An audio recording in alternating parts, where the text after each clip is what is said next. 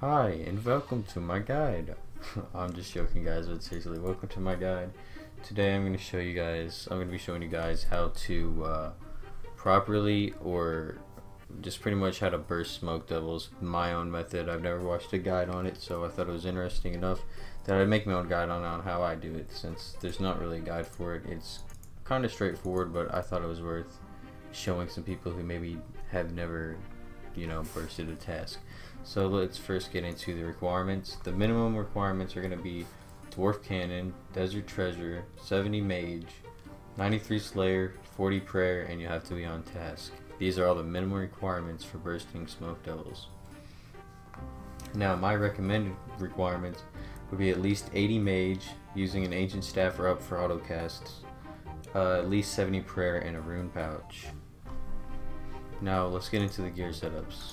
This is the gear I'm using, which, considering I'm maxed, this is pretty pitiful, especially the Mystic Boots. I could at least go get some Infinity Boots, but this setup works. So yeah, I'm maxed and I spent all my money on it, so I'm poor, don't judge me. Anyways, you could also switch these Arums with God Robes because of the prayer bonus, so feel free to do that. They are a lot cheaper, so whatever works for you. Also, you could replace this with a Glory or a Fury, even though Fury's a lot more. This is a imbued cape, and I use the Expeditious Bracelet to speed up my tasks often. Even though this is a great task, I just prefer fast tasks. Also, Master Wand or up, or Ancient Staff or up. I use Master Wand because it auto casts ancient spells. Now for the inventory, it's gonna want to be looking something like this. I usually bring about 5 prayer potions, and that works for me. You could bring something like this even if you have 70 prayer, and maybe add a holy wrench, which my max cape acts as a holy wrench, so does the prayer cape, and in it, that increases the maximum prayer points that your potions will be, prayer potions will be healing your prayer points, or restoring your prayer points rather. Next, what I bring is Karamja Gloves 4 just to get my next task, a Rune Pouch, and obviously your cannon, and then maybe some bracelet switches. Other things you could bring is maybe emergency food or a quick tab telly out. I also forgot to mention I recommend fairy rings, so let's put that on the recommendations. I won't say it, but that's it. So how are we going to get there? The best way to get there is a fairy ring. So either go to your house to get there, or go to your nearest fairy ring. If you don't have a fairy ring there, then I will show you how to get there from Castle Wars.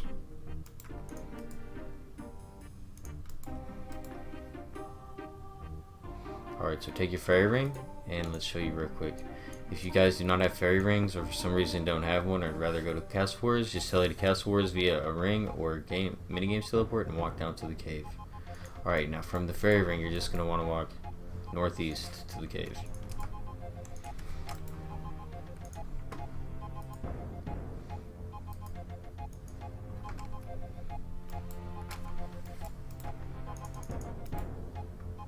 Here's the Smoke Devils, and our world is free, so that's good. Now I highly recommend also getting OS Buddy, and I don't know if it's a pro feature to have this cannon here or not, but this is where you're going to be wanting to place your cannon. So if you do not have OS Buddy, you're going to be wanting to look for this skeleton over here, and you're going to want to walk 5 tiles from this skeleton, and then 1 north, and then you can put your cannon down. Make sure your quick prayers are set to protect from range. Turn on protect from range and start firing. Now make sure your auto casts are set correctly if you're using them. If not, you'd probably want to use a Staff of the Dead for the rune reduction. Alright, now after they've aggroed a bit, after 1 rotation of your cannon, feel free to walk along this tiles back to this skeleton. See, it will aggro them on you, and then I choose, before I attack them, I walk back to my cannon to reload it, following these tile patterns in a straight line. This way you can lure as many as possible. It's not like the catacombs. So then you're going to want to walk to this tile when you get to this wall, and you're going to want to stop here, because if you walk 1 more square, you're going to lose a lot of aggro on potential dust devils. And then you can start bursting them, and you're going to see these fat XP drops, and fat Slayer XP drops. And then you simply, once you burst them until your cannon has run out of ammo, and then you run up to your cannon here, following the straight path line, which OS Buddy makes it very easy to follow with these cannonball outlines, but this is very possible without OS Buddy. And then you're going to want to be running back and forth between the skeleton and that wall. Not a step further than the skeleton. See, you'll always lose a little bit of aggro, but this is the method I use. You will lose a little bit of aggro, but stepping here makes you lose a lot of aggro.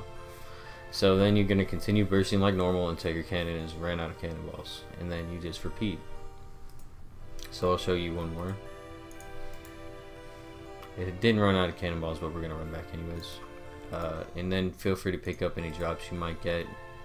And it's super easy to bank from here, guys, so if you can just reset up your cannon if you get full. And don't run out of prayer points here, because you will die extremely quickly. That's happened to me a few times, and I've lost pets here. Actually, it happens, man. It happens to everybody. So yeah, this is the pretty much basics of the guide. It's super easy, and I just don't see a lot of people making guides, and honestly I don't see a lot of people bursting here, which is super good. I burst every single task. So best of luck, guys, on the Slayer gains. Thanks for watching. If that may have been confusing for you guys, I'm gonna record my next few rotations just to show how simple it is. So if you guys want to, feel free to watch that. Feel free to. If not, thanks for watching, guys, and hope to see you in the next one.